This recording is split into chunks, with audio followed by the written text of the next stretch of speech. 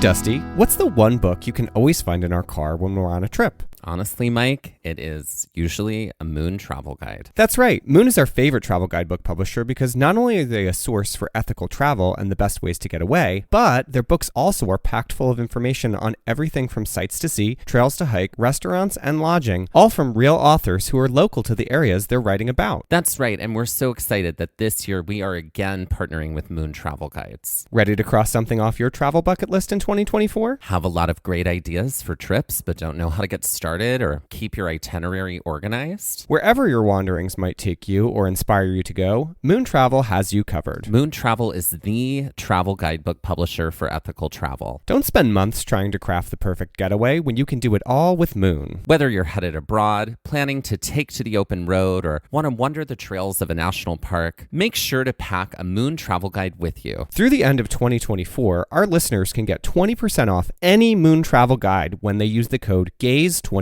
at checkout. That's amazing. And that is code GAZE24, GAZE24 for 20% off any Moon travel guide in Moon's entire library. And that is just for our listeners, and you cannot find that anywhere else. Be sure to visit moon.com. Head to our show notes and check it out and see Moon's entire collection of travel guidebooks. So talk to me about your relationship with, well, let's say county fairs and county fair rides. We can also broaden this to amusement park rides. Well, I think there's a big difference between county fair rides and amusement park Great. rides. So this has become the divide. Well, you know, Yeah. amusement park rides are permanent structures that are built to stay in one place. Sure. And And they can follow be wild. quite a bit of safety protocol. Sure. And county fair rides arrive on trucks. Death and get traps. set up.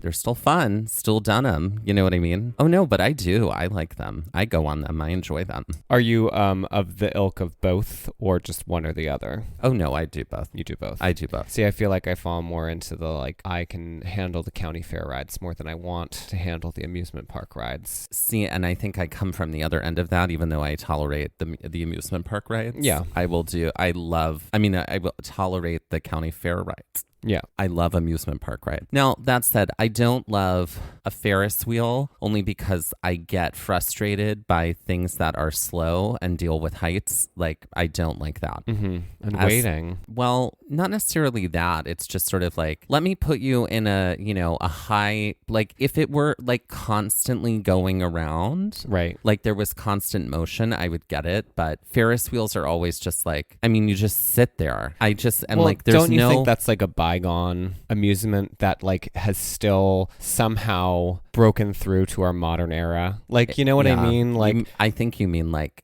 slip through the cracks I think so. into the modern we era. still are just like enamored. They still keep making They them. still keep They making still the keep London bringing them. Eye. Yeah. Like there's one in Seattle. Right. Like, I mean, there's, and Yeah. it's just sort of like, I am like so uninspired by the idea of just like getting into this floating gondola and just like slowly Circling. sitting in the, like, I'm like, get me off. Like if we're not moving, like the movement is interesting to me. It's the sitting there in the air, thinking something's wrong, thinking that I'm stuck, thinking I'm going to be here forever, thinking like they're going to have to send a truck with a ladder to get me down and it's going to be horrible. Like that's where my mind goes. So I don't like that. But no, I like amusement park rides for the most part. What is your relationship to amusement park rides? It depends on where we're at. Like, I'm of that, like, maybe I'll go on it. Like, maybe. I don't love roller coasters. I will tolerate them. Yeah. And most of the time it's because I'm with you and you're like, you're going to stop your belly aching and you're going to come on this ride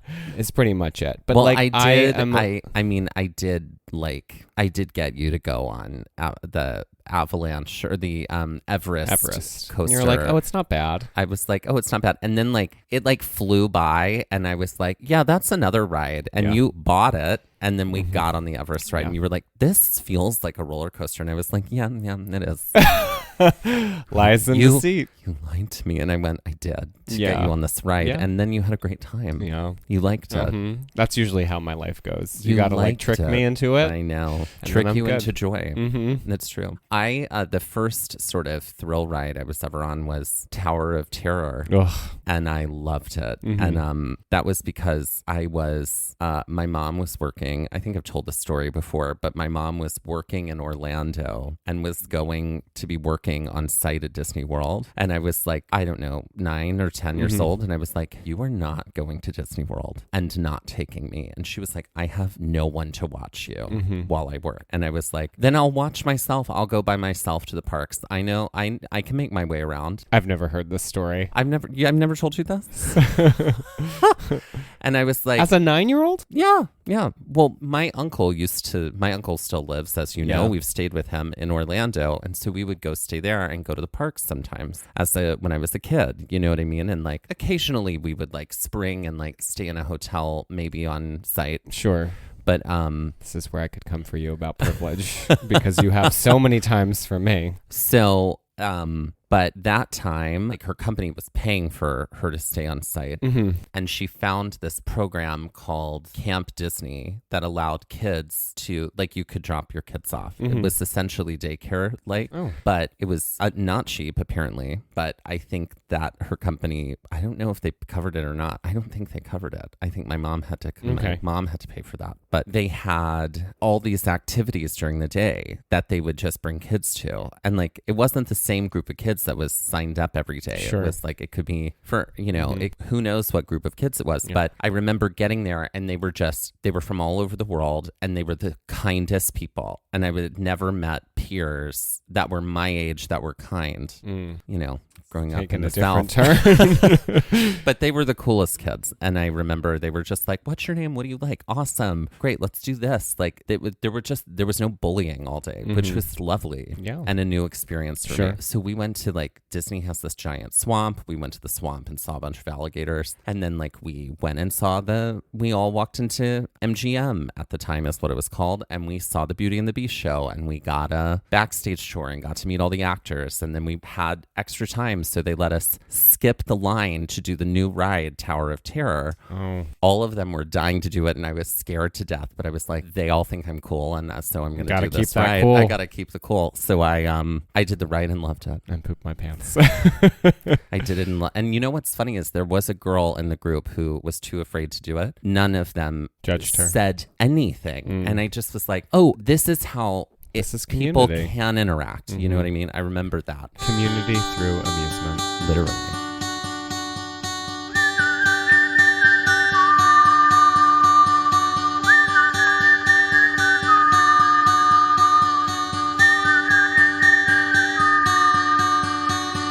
Looking for adventure, I wanna follow on the trail, or get a little lost and let the wind fill my sails. Get up when the stars still fill the sky, don't wake the sun. There's so much to be done, and the day has just begun.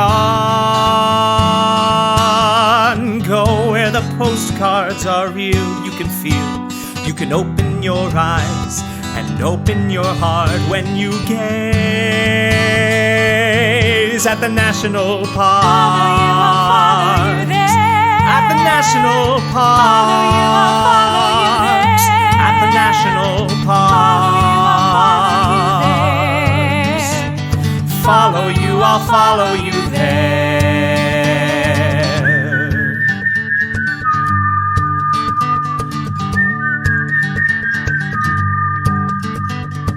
We would like to acknowledge that while visiting the land, also known as Gateway Arch National Park, that we are on the traditional and stolen land of the Kickapoo, Kaskaskia, Osage, Miamia, Ugakpa, and Oceti-Sakowin people. Okay, well, onward and upward, quite literally. Literally. I think it is funny how, like, the Wind Cave and Gateway Arch, we didn't necessarily intentionally place these in this order in our calendar this year. I mean, we did, but not for this reason. No. But we did do these one right after the other. It's true. So when we last left, we had exited Wind Cave, exited South Dakota, made our way to Omaha, somewhere Omaha. in Middle America. Yeah. So we went to Omaha for the To night, spend the night. where we stayed in a place like a Holiday Inn Mm-hmm. and just collapsed and did not move from those beds for hours. We floofed is what we did. We floofed indeed. We floofed hard. Hurtle-dirtling, as they call it in Scotland, right? Mm-hmm. We knew that then we would have to be, headed out the next morning Right. to head to St. Louis, Right. which was going to be another 6-hour drive. Yeah, we took our time because our arrival in St. Louis on this day was intentionally going to be much later because originally we were driving all the way from Wind Cave, which would have been 15 hours in total. So we weren't getting there with anything on the itinerary to do other than to just arrive. We drove from Omaha down the edge of Nebraska and Iowa and then Kansas and Missouri until we hit Kansas City. And at this point, we basically just banked our way east and headed directly to the opposite side of the state. That's right. And after a A lot of empty highway. a lot of empty highway, Yeah. but like, Cornfields. but not nearly as empty as like the South Dakota highways. Oh, not like desolate. Like if you were stranded, you would die here, kind of. So, I mean, that is what it felt like. Yeah. No Yeah. offense, South The North Dakota. Dakota and Montana highways too. Also. Oh yeah. Yeah. Oh yeah. Oh yeah. Uh-huh. Oh yeah. Oh yeah. So after a lengthy drive, we arrived in the Tower Grove East section of St. Louis, which is southwest of the Gateway Arch and right next to the edge of Tower Grove Park. So we opted to stay here in the city because it was a recommendation of a family member of mine, a second cousin, who lives in St. Louis, but unfortunately they weren't there at the time because we were gonna like stay with them, and he was jazzed to have us, and he was like, actually, I have a business trip that I have to take. It's our first one since COVID because this was only the first summer, Yeah. second summer after, and he's like, I'm not going to be there. But he's like, I'd still recommend staying up in this area. It's really nice. There's a lot to do. He gave us a ton of recommendations for food, for breweries, for all those sorts of things. So it was very picturesque up here. And it was very beautiful. St. Louis felt very lush, at least in this section of the city, especially because we were right on the edge of the park. When we got in, because I think we probably got in the late afternoon, just because we didn't leave. We were kind of leisurely on our exit time from Omaha because we had the availability. I think we stayed right till checkout. We did. So we arrived kind of like late afternoon, early evening. We unpacked. We were staying in an Airbnb that we were with the folks that hosted, so it wasn't like our own space. Well, we basically had the second floor. Yeah.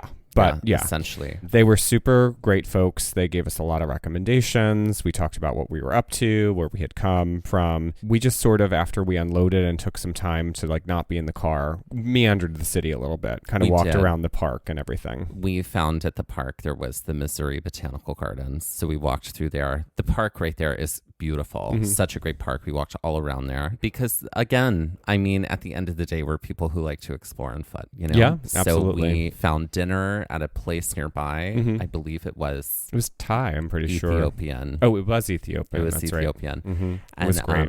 It was delicious. And then we headed back toward the Airbnb where we crashed. And we took a look at what we were going to end up doing in the next day. We really wanted to sort of have a plan for ourselves. We had only budgeted 2 nights in St. Louis.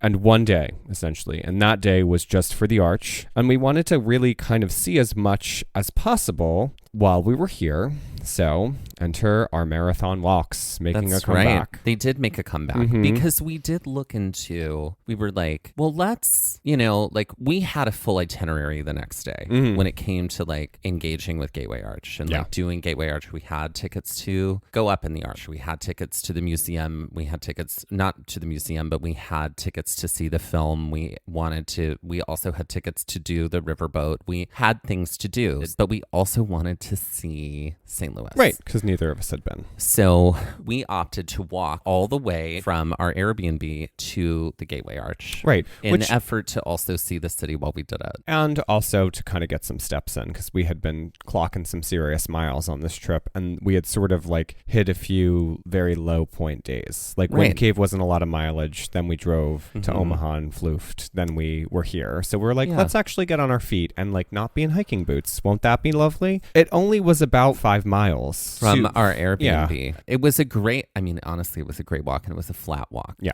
So, and what was great, we also knew that it was going to be warm. So we were able to just, wear shorts, and we were able to dress a little bit like not in hiking clothes on this day. And that was kind of nice. Mm-hmm. We got up that morning and we set out and we walked. It was kind of a fairly straight shot. We had to like get on a couple of other streets, and then it was like one straight shot all the way down to Gateway Arch. So we did that. Yeah. We did, as Dusty mentioned, plan to do more than just walk the grounds of the arch. What we did is, and this is something to do ahead of time, just so you can ensure that you have the availability. It is free to go through to the museum and to walk the grounds, but in order to do the arch itself, in order to go up in the arch, in order to see the movie, in order to take the boat ride, you had to buy tickets. And so we kind of bought for kind of the early edge of things. And so we had plenty of time to do other things if we wanted to. And then we ended up having like essentially like a full day of like touch points to like hit. Yeah. The tickets you don't buy through recreation.gov. They're bought through gatewayarch.com. And again, just something to recommend to definitely buy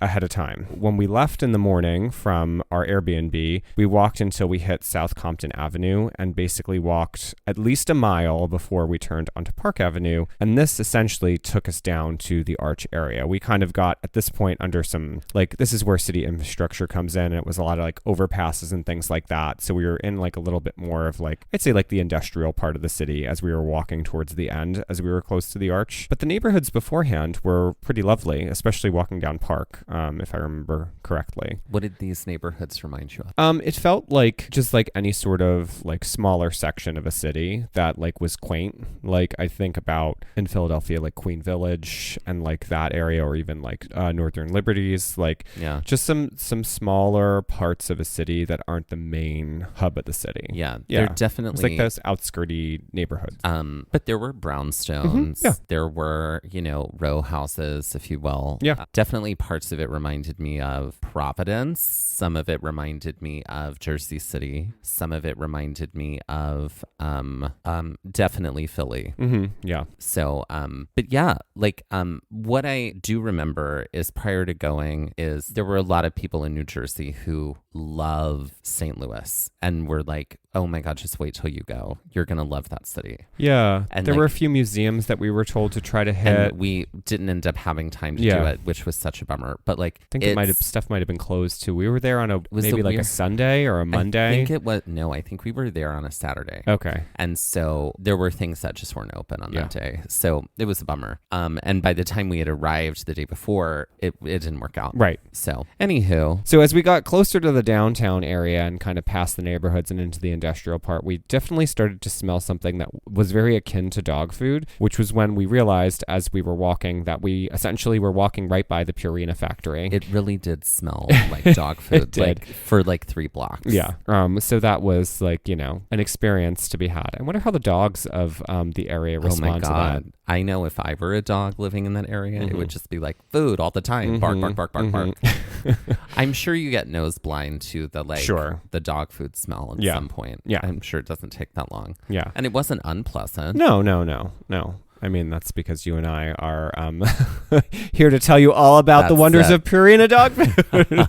Not a sponsor. After the factory, the Purina factory, we made our way past Busch Stadium, which is where the St. Louis Cardinals play. And we went through Ballpark Village, which was pretty interesting. It's like a very little community of like sports bars and things that are like basically right around the stadium. And they had some just like streets that were then just pedestrian walkways. It makes a lot of sense for like the overflow from the games, I guess, to be here. But this was sort of like, you could tell you were in like an area that was much more commercialized and upkept. And it's not very far from here for us to get to the arch. Like it's pretty present this point. We couldn't see it exactly yet, but it doesn't take us too much longer to walk past Ballpark Village to start to see the arch on the skyline. In short, seeing the arch, the thing is huge. Yeah. It's enormous. And more on that after the break.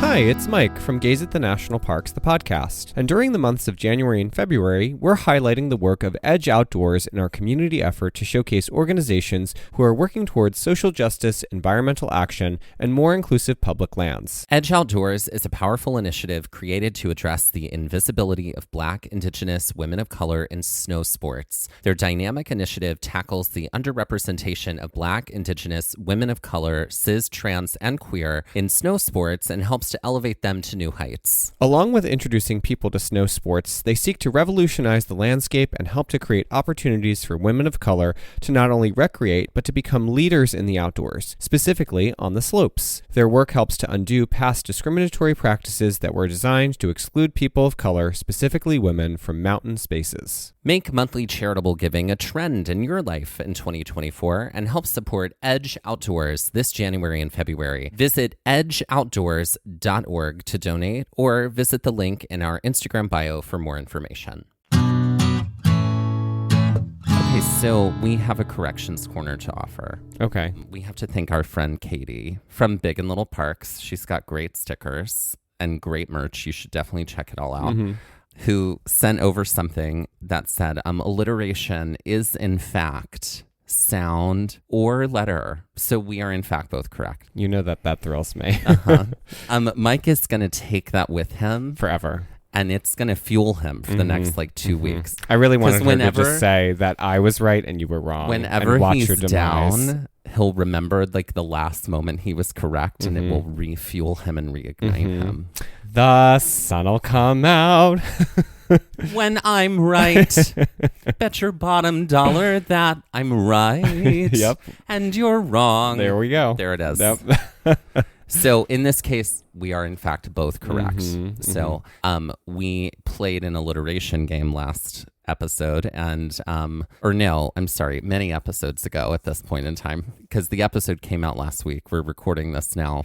Yeah. And it won't come out for another month. Yeah. But alas, alliteration is both sound and letter, apparently. So even though I would argue that gigantic grateful gnomes is not alliterative, but apparently it is. So in that way, I stand corrected. That's right. And how do you feel about it? I feel validated. Great. Validated, vindicated, venerated, if you will. Yeah, I will. And a And little bit valedictorian. and a little bit vindictive. Always. Okay, great. So it looks like we're playing Rhyme Time. We're playing Rhyme Time. It's one of our favorites. Okay, great. Great. If I were to put on a lip stain and then romantically press them to my itemized thing of groceries, I would have this. Is receipt one of the words? No. Is list one of the words? Yes. A lip stain. A kiss list? No. Yes, but if I did it in past tense, it'd be a Kiss lists? kissed list. Oh, a kissed list. Okay, There you go. Great. This favorite warm season of people who fix your pipes. Oh, plumber summer. That's right. That's what I'm going to have next year is plumber summer. Okay. A little thing you sit on with no back support to watch billiards. A pool stool. That's right. Also, that could be like if you Pooped in the pool. pooped in while you're swimming. Yeah. I had a pool stool. This sport played on skates if it was exclusively done by small people who ride horses. What is jockey hockey? Yeah. Okay, great. If I were to take a workshop in Olympic National Park about the types of plants that grow there that don't often grow in other places that like to grow in the shade, it might be called this. What green plant? Fern? If I'm taking a workshop, I'm what? I'm a learn fern. I'm Yeah. fern learning. Yeah, Yeah, exactly. fern learn. I'd go on a little fern learn. A little fern learn. If I was to get in a car and you would just berate me the entire time, I could be in a car, I could be on a bike, I could be on a horse, and you were just to berate me the entire time while I was doing it, I'd be on this. What is the hide ride? Well, ride is correct. Oh. But what would What you is be the doing? deride ride? No, what would you be doing to me if you were like tisking me? Snide. What's a chide ride? Oh, a chide ride. I see. I mean, that's what it's like anytime I ride in the car with you. Exactly. That's how I feel. And that's rhyme time. Okay, so we are finally approaching the Gateway Arch, and it is enormous. Way bigger than we knew it would be. Yeah, it's kind of a spectacle to see it. The way we came to it was down Market Street, which is, there's kind of a lawn area here. The old courthouse is here, which is a part of the NPS site. This is all from across the street, so you do have to cross an avenue to kind of get to the arch. There's a lot of lawn and walkway in front of the arch once you cross the street. But before we even get there, it should be noted that this is the smallest of the big 63 national parks. And it is itty bitty. This is not the smallest site in NPS, but it is the smallest of the big 63 national parks themselves. And it is considered one of the big 63 national parks. There's some feelings that some people have that it doesn't necessarily need to have this designation, but regardless of feelings about it, it's got the designation. Right. So this is one of the 63 national parks. Yes, and it's a park that you could do most definitely in a quarter of a day. A quarter of a day.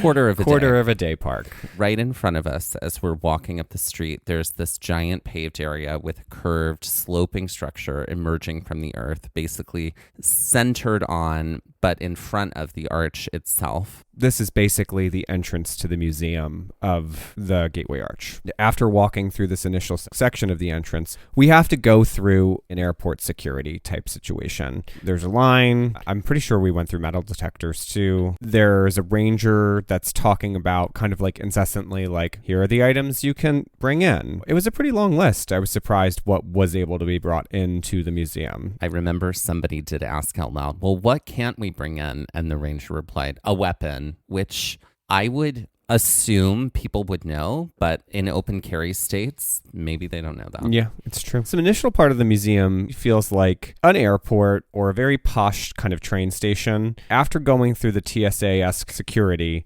you get down to the lower level of this atrium area, which is the museum itself, or the whole structure of the building. The museum is in this lower part. So it's like in the ground underneath the arch. Yeah. We made sure to have plenty of time this day because we knew what time our ticketed events were, and we wanted to make sure to have time to go through the museum, which we knew we would have to go through first. Fairly certain that tickets are spaced out appropriately, so there's plenty of time for like the ticketed things that you have to pay for, but then also for all of the other things that you don't have to pay for that are available to see while you're there. It's not always that we have time for a museum in a national park, but this was a very involved museum. The park itself was small.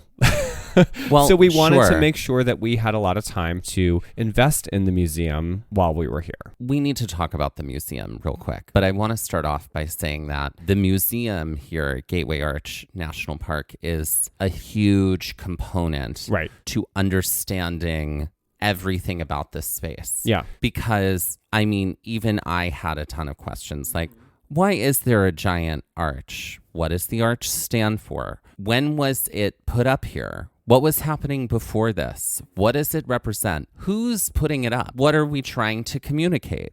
Why St. Louis? Like all of that stuff gets answered in the museum. Yeah. Certainly. But in order to do that, it goes all the way back. To understand context and to understand all of it, the museum does a very good job of like starting way back and bringing us all forward in a very interesting way. So let's talk about what made this museum a little different than other museums and visitor centers. When we think about park visitor centers and park museums, they are usually... Well, let's think about the function of a visitor center. You know, we talk about this all the time in our summits, you know, when we're in a space. When you think about a visitor center, the visitor center is really the hub for you to understand the park, to talk to rangers, to get the lay of the land. There's often a gift shop component, which there was here as well. There also is rather small museum component in most visitor centers, I would say. I would say the museum in visitor centers in national parks where we've hiked, comparatively to this museum, is much smaller of a component in a visitor center. Would you agree? Yes, this was certainly much bigger than any museum space I've ever seen for a national park, certainly. Right. And I feel like those spaces typically are, when we think about museums there, most of the time, here are the animals. Like I feel like there's dioramas of animals that are maybe taxidermied or maybe models that are showing what the diversity of wildlife is in the park. Sometimes it's, let's talk about the indigenous people that once inhabited this space. Sometimes it's here and the relationship they still have with the space. Here are the pioneers who entered into this space, and let's talk about their history, colonialism. There are some visitor centers that stick out in my mind, like Theodore Roosevelt had a really good museum. Yeah. And so did Grand Tetons. Yep. So did Badlands. Yeah. Badlands Badlands had a great museum. Great museum, which was mostly geology centric and fossil centric. But this museum is very history entrenched. It is. Yeah. However, the way it is history entrenched is unlike anything I've ever seen. Let's talk about the function of museums for a second, because oftentimes I feel like the function of museums is sort of to like preserve narrative or to sort of like define narrative. And I felt like this particular museum exhibit, or this museum, wasn't trying to do that. It was rather trying to say, here's what happened. How do you feel about it? What do you think about it? There were a lot of questions the museum posed back to you. How does this apply to now? Because things we can't undo, right? There is an arch here. There is a city here. There is the history that brought us here. What now? It was doing a lot of that. Things that the museum definitely covered. It covers St. Louis throughout time, the idea of manifest destiny and where that came from, and its role in history, Lewis and Clark, the city fire, railroad expansion, slavery in St. Louis, building this monument, the rights of women, the Louisiana Purchase. It has to go through all of that to get to this arch being built here. It has a tall order. Yeah. And I think it delivers, though. I think it delivers. And I like that it delivers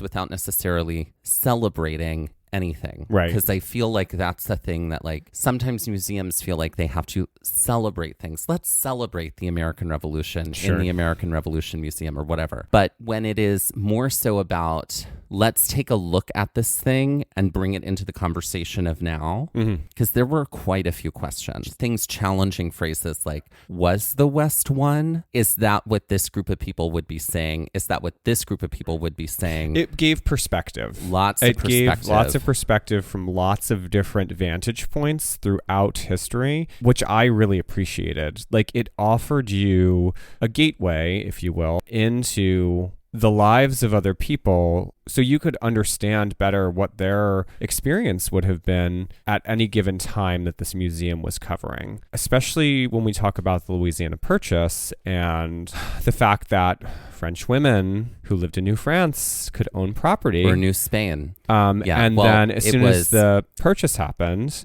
those rights immediately were gone. Things we cover in our trail mix about this, but essentially the Louisiana Territory, which was 828,000 square miles, was first controlled by Spain, then controlled by France. And in both of those, the civil code said that white women could own property. And then as soon as the United States took over it, that did not exist inside of the law. So therefore, all of those rights were lost. And also just the rights of enslaved people and how those shifted dramatically. Oh, yeah. So I thought that, even as you're going through history and going through time, like Dusty said, the phrase, how the West was won, like that, I feel like there are perspectives there too. Something that I really appreciated was that in the museum, like fairly early on at the very beginning of the exhibit, it starts off by saying all land here in what we consider the United States that was conquered by European nations was inhabited by Native Americans, was inhabited by indigenous people. And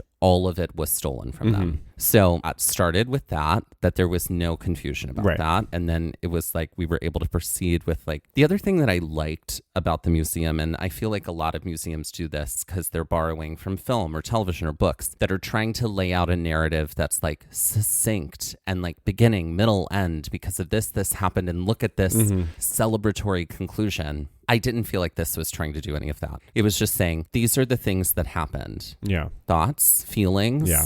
Let's talk about it. I do feel like since this was probably the museum space that we had some of the most amount of time to go through, because to be honest, absolutely go to the Gateway Arch. Can you see the arch? Call it a day. Yeah. Can you go to the arch and go in the arch, go all the way up and be done? Absolutely. But I do feel like the museum is a part of the national park experience, which is why it's free and open to the public, and it's something that is absolutely worth the time to go through. Totally. Like, I think if you miss the experience of the museum, you're losing a lot of context for the arch and the history surrounding the city and why the arch is here. And I think it's really a great piece in a park space that is such a small park. Like, this is an integral part of this park, and it really is important to, I think, to view it and to take as much time as you can with it. The other thing that I liked about this, and I noted this, was that they were really economical about the text on the walls or the text in different sections. Like, there wasn't too many words to read, because I am somebody who likes to read the words on the walls. But when I go and it's like, here is this entire wall covered in small words. But what I also liked about it was that this was in a museum you could go through,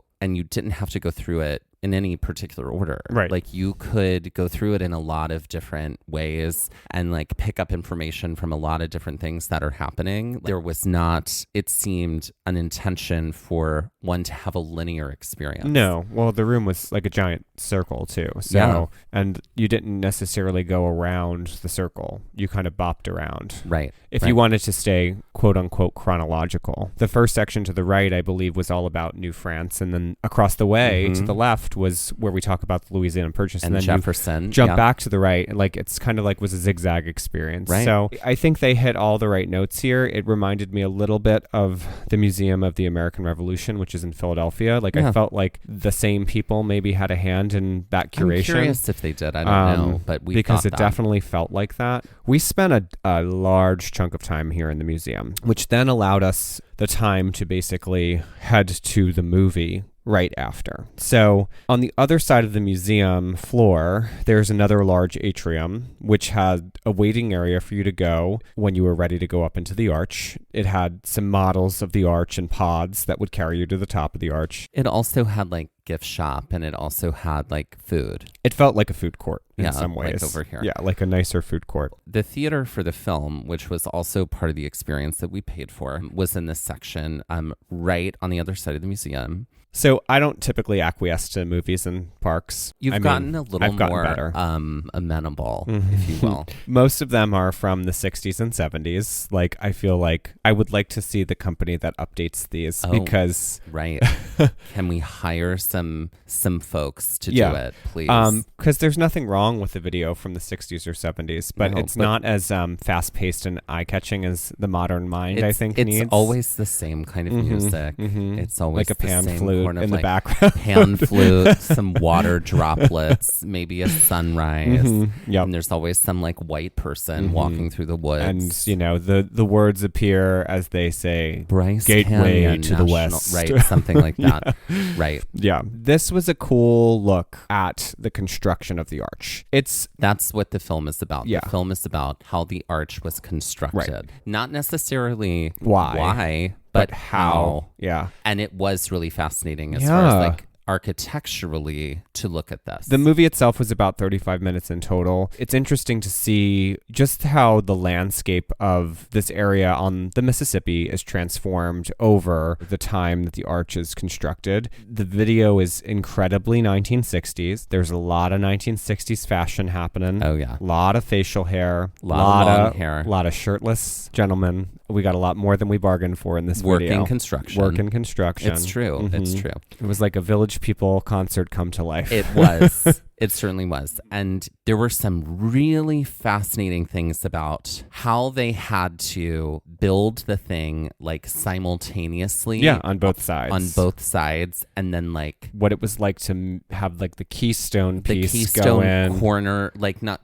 or like the middle piece that pulled them together, and how like they didn't line up exactly, and what they had to do in that case, and like all that kind of stuff to like make it happen. There was tension. I mean, they did a good job, the filmmakers, for making it a documentary, for building some tension there around that like component of, well, this is how everything is capstone together, and what if it doesn't work, and like, you know, it's true. It sort of was like, and also somebody decided to send a film crew and film the whole time while they were building it. Which was a smart move, because it is an engineering marvel. Really and it is fascinating to get a glimpse of how it all was completed. After the film, it definitely gave me a whole new appreciation for the commitment and the time it took to construct the arch. And then we were going to actually get to see the arch from the inside. And with that, let's take our next break. Ladies and gentlemen, please welcome to the stage Annie Skana. Annie Skana. Mm-hmm. So explain where this name comes from, because I feel like it's a couple layers. It's very deep. niche. Yeah. Niche is what I said. It's very Friedrich Nietzsche. Annie Skana is, it comes from Sister Act. It comes from the phrase, and I'm gonna. I mean, we could have Anne, and then her middle name is like I'm. Or Anne, I'm a gonna, or something like that. Doesn't work. But Annie Skana is funnier to us. It is from Sister Act. It is from like this one particular moment. It's from My Guy, when they sing My Guy. You best be believing. No, it's I gave my man the word of honor to be faithful, and I'm gonna. Right, and it's that like very iconically given nun. by that one nun who used to run the choir. Right. Anyway, those of us until Whoopi usurped her role. The millennial gays who grew up on Sister Act know that line well. Okay, so Annie Skana. The last name is Skana. Okay, great. So who is Annie Skana? She is a queen that's up for anything. She's an up for anything queen. Great. Yeah. Great. She's the daredevil queen. So how does that manifest in her looks? I feel like Annie Skana is kind of like an Evel Knievel type motorbike rider, and so she's got like jumpsuit on, like it almost like Charlie's Angel 2 when they're in the motorbike race. That's a very gay reference. But can it turn into a gown? Absolutely. I love that. It's a transformative jumpsuit. Great. Yeah. I'm into that. And I feel like she jumps over things in her act. She rides a motorcycle over like cars on the stage. I mean, this is big production drag. This is big production drag. Yeah. We like that. Yeah. We like that. And then I think she would have to do the Pink song from Charlie's Angels too. Right. Like for part of like she would do the motorbike jumping to that song. Yeah. I do feel like she could do, then she'd disappear for a moment and she would do Wrecking Ball. Like a Wrecking Ball would swing across the stage. Yeah. Like I feel, again, big production drag here. She's a big time stunt queen. Big time stunts. Stunt drag queen. I like it. I like it. Yeah. Yeah. I feel like there's probably like a whole show of big time stunt drag queens. So and if there's not, we invite you to. Well, but I'm saying is like as we create more and more drag queens on the show, we might discover more, and we're like, oh, this one belongs in Annie Skana's big stunt drag show. Yeah. I think we've just come up with a new market here. Also, like, I mean, stunting is like a thing that they talk in drag about, like, if you bring stunts into your show, not stunts like this, but like, why not have a drag queen monster truck show? I'm just like down. I love it. I love monster trucks. I love monster trucks. I love monster trucks. We could have a little slot car racing too. Hell yeah. Or stock car racing. Slot car racing is a different thing. And then we have a number number. Maybe we have a number. Like I want one of those like giant spheres where they're like doing like motorcycles and the spheres. Yeah, all that kind of yeah. stuff. I feel like this is also like tiptoeing into Mad Max Thunderdome territory. Why not? Like, you know, Why Tina not? Turner. Yeah. And then we have, you know, maybe we have narrative. Maybe there's their story. There's somebody, what's her name from Mad Max? Furiosa. I mean, that is the Charlize drag Theron. name if there ever was one. Isn't in the new one, isn't Anya Taylor-Joy playing Furiosa? Or Like is that a newer one, or you mean Fury Road? there's a new Mad Max coming out soon. Oh, I did not know that. Yeah, And now I think do. she's playing. Oh, okay. It's I think possible. that's her. I think that's the character she's playing. All right. So Well, ladies and gentlethems, please welcome to the stage. Annie Scunna. All right, so it's time. Mm-hmm. The Now, big moment has arrived. Stop talking about having to go to the bathroom. I do feel like there was some trepidation on your part here for I do remember, and I think a lot of this came from, we talked to Becky a lot about The Arch prior to. We did. And she's like, I don't, like, if you're okay with tight spaces and like going up into things, then, you know, you'll Go be for fine. it. Right. Yeah. There is a video that we took while on the little car. Please go to our Instagram to The little enjoy. car, indeed. After exploring the museum and doing the film and coming back out into the little gift shop, food court, you know, movie theater atrium, it was time for us to line up and get ready to go into the Arch, which is sort of like in the back right corner was like the entranceway here. Yeah. I'm pretty sure so we went up the one side of the Arch, and I'm pretty sure there was you could go up the other one. side too. We had Yeah. like the tickets for this side. Yeah, or whatever. Mm-hmm. Yeah. So also in this space, like almost as soon as you exited the museum, there were some models of what the Arch looked like, as well as what the tram cars looked like, because they talk about in the movie designing the tram cars. Highly recommend doing the movie first, then going up the Arch, because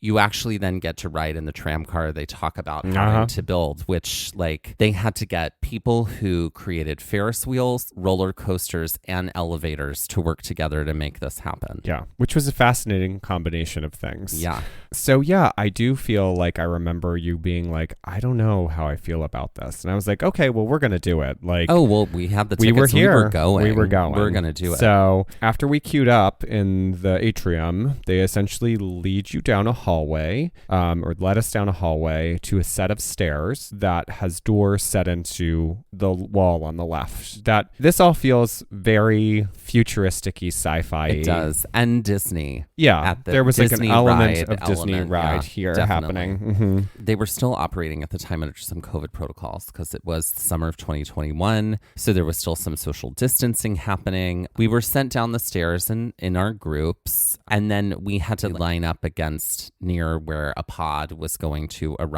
Right, one of the doors. And we were going to have to get in. Now, the pods were designed for up to 6 people, which we're just going to leave that right there for right now. Yeah. We waited by the doors. The group that was coming down from the last experience exited. We were prepared to enter. And both of us at this point were masked because we were inside. I think we were masked the whole time when we were in the museum at this point during our COVID protocol, because we had set that up for ourselves ahead of time. They were tight. They were tight. We were ready to get on those pods. And as 2 people that are over 6 feet tall, they are not a comfortable experience. No, I was like, we got in and like the 2 of us fit. I'm not going to say comfortably. No. I'll say we fit. It was like, Maybe a third person could fit in here. Maybe. But Yeah. I was like, how would we get 4 more people in here? That would be horrible. Yeah. And yeah. Yeah. So, and there are no windows. No. It's lit. You know what I'm saying? There's lighting inside Well, there is there. the one, you do have a window out. You have a window out into the machinery, but it's not like which is interesting the whole way you up. don't have a window like there's no window outside. outside no, of the arch. No, none of you're that. able to see inside the column you're headed up, which is from a mechanical standpoint fascinating. Totally. Yeah, especially after seeing the film. I will say, like, if claustrophobia is real, then actually no. real, Then no. this is Not not for your you. bag, not No. your bag, and there's no other way to get up there. No. So it's like, okay, well, this maybe not be an experience for you Yeah. necessarily, Yeah. and Yeah. that's okay too. Yeah. But I didn't necessarily have any claustrophobia triggers at this time. I don't really totally deal with claustrophobia, but there are some times where I feel like it gets me. Yeah. But it was tight, and it felt like, I mean, it felt a little bit like, oh, we're being sent into a rocket ship to go to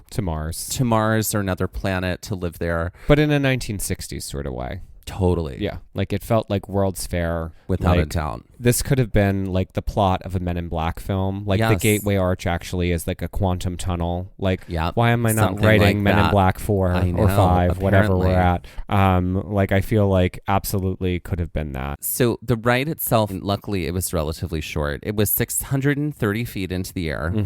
It took just a couple of minutes to get up to the top. Yeah. It didn't take a long time at all. The pods were designed to calibrate to like keep us level the whole time as it would round the earth. The parabola correct. the arch itself. Like Correct. so The like curve. as we curved, we weren't leaning. We were staying level. We were staying level the whole time. Yeah. Eventually we come to a stopping point at the top. It definitely was like, okay, I'm ready to get out now. Thanks. And we get out to another set of stairs. This felt very much so like baggage claim steps. Like you just got off the plane and now you're ready to go claim your baggage. Yeah. Except you were 630 feet in the air. Once you get to the top of these steps, you get to that viewing platform that was like the keystone piece that It's went true. in. It's true. And this was the experience you pay for because That's right. you have quite a view up here. It is.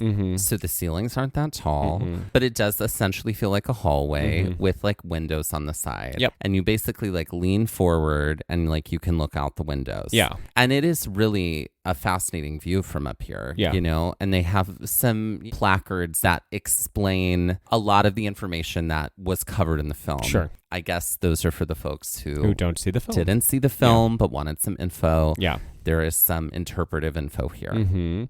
So you're able to see very, very far into the distance here, but because the windows are on an angle, you can essentially see directly underneath the arch and behind the arch a little bit. And you can see the arch, the bottom parts of Both the arch, both feet from up there. It's very weird. It's Yeah. like, I Yeah. shouldn't be able to see under this. This is But you strange. can. Because you're like at a narrow point here, 630 feet in the air. So you have the perspective to be able to do this. It's very, very interesting and a little disorienting, but in a cool way. Totally. Yeah. Totally. And we only had about 10 minutes while we were at the top. They keep it tight because what's happening is you have two groups coming up. One group is arriving as the other group is finishing up. Then when the other group shows up, you then depart, essentially. depart, Because and you have then the the new two group different comes legs. up. Yeah. Right, So that's how exactly. they're kind of keeping the system working and tight up there. I mean, you don't really need more than 10. This is a spectacle. No. It is absolute spectacle. And it's cool. Like, I was so glad that we did it. Again, if you didn't get a chance to do it, it doesn't sour the experience by any means, especially if heights aren't your jam. But it was really, really neat. After our time up, you know, in the hallway that is like the top part of the arch, we got back and boarded our return tram. The trip down felt a little faster. I think gravity. Maybe it was probably. gravity, anxiety, whatever it was. And we eventually made it back down and out of the tram. And we were like, okay, we did that. Yeah. And then we went to the gift shop and we got our patches. And then from here, we made our way outside to the grounds of the park. So we won't be putting this on the Karen Stone scale because there were no hikes involved. So let's go right to our Jeopardy style trivia. Mike, would you like to get us started today? Sure. My Jeopardy is titled Arch Nemesis. Oh, great. Oh, I like that. Using the term arch as jumping off point. So this is all about protagonists and their arch nemesis. You'll need to name both Okay, great. with the clue. All right? In all different forms of media here. For 100. In Gotham, these two characters would be described as arch nemeses. One a billionaire dressed in a cowl and cape, the other a deranged man in clown makeup.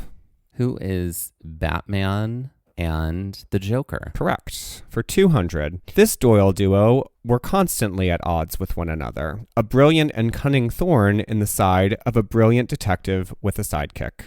Oh, who is Sherlock Holmes? And I don't know his arch nemesis. Oh, I don't know. Professor James Moriarty. Oh, Moriarty. Yeah. Okay. Yeah. Great. For 300, In Metropolis, this wealthy bald man and this mild-mannered reporter seemingly had no beef, while the reporter's alter ego and this wealthy bald man absolutely did. What is Superman and Lex Luthor? Correct. But Clark Kent and Lex Luthor didn't have beef. Seemingly, didn't have beef. Okay, great. Because, he's got to keep a low profile. Those That's right. glasses, I can't see without my glasses. All right, for 400. What is Thomas J. and B's? For 400, these Frenchmen, one an inspector and the other a reformed thief turned someone who runs a business of repute, the mayor of this town, square off through this entire story set against the backdrop of the French Revolution. Well, I think it's specifically like the battle, some specific battle in French history and not the revolution. I think the purists will come for you. Okay. Because they do anytime I say it. Okay. The purists are coming for you. What is Jean Valjean and Javert That's of Les correct. Mis? That's correct. And for 500, these Greeks, one a god, one a king, have beef throughout this entire journey, which turns a simple return trip from the war into a journey that is quite arduous. Oh, is Odysseus one of them? Who is Odysseus and Zeus? No. Who would be responsible for getting a ship home? Oh, Poseidon. Yeah. Okay, great. Yeah? Yeah. Yeah. Okay, cool. Because, Odysseus is like, Poseidon, you ain't anything. Look at me. That is and right. then he angers the gods. Like that. So okay, he great. does behave like a spoiled little brat. My inspiration for this category will be revealed in the first $100 clue. Great. But the title of this category is called Who Arted? Okay. And it's all about public art installations. Great. Okay, so for 100, this piece of public art appeared throughout Central Park. It was interactive in that people could walk through them. It featured orange metal structures and orange fabric and was created by the artist team Christo and Jean-Claude. What are the gates? That's right. So now you get where the Gateway Arch Yeah, I got it. inspired this. For 200, Crystal and Jean-Claude.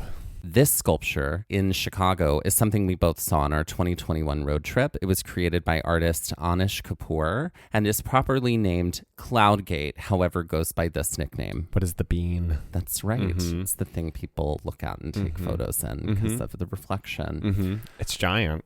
For 300, Millennium Park. correct. This public art installation was created by artist Frank Warren, who asked people to anonymously submit personal admissions on small cardboard pieces of mail and send them to him in the mail. And then he publicly displayed them in DC for everyone to see, and he later published many books full of them. What is Post-Secret? That's right.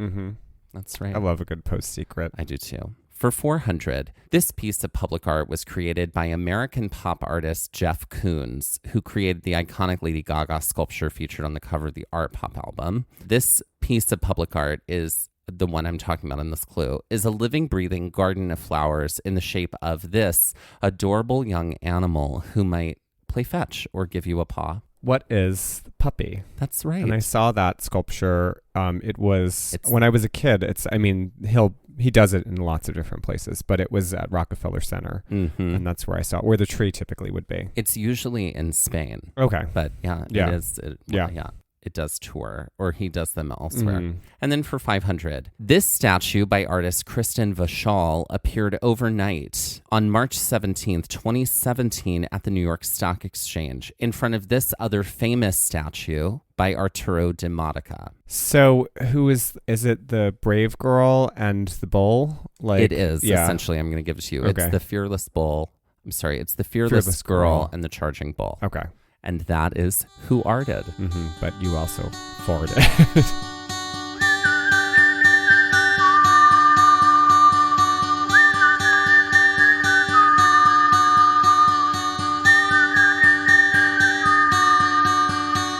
This has been Gaze at the National Parks, the podcast, and we're here to remind you to hike early and hike often, and that adventure is always out there. Gaze at the National Parks was created and is hosted by us, Dustin Ballard and Michael Ryan. To see images from this episode, follow our Instagram at Gaze at the National Parks. To contact us, email us at gazeatthenationalparks@gmail.com. And to find out more about the parks visited on this show, visit our website, gazeatthenationalparks.com. And that's Gaze, G-A-Z-E. All original artwork featured on Instagram, on our website, and in the Gaze Shop is by me, Michael Ryan. All original music was written and performed by Dave Seaman and Mariella Klinger, with Sean Splios on guitar. This episode was edited by me, Dustin Ballard. We would also like to acknowledge that while recording this episode that we are on the traditional and stolen lands of the Lenape people, also known as Ocean County, New Jersey.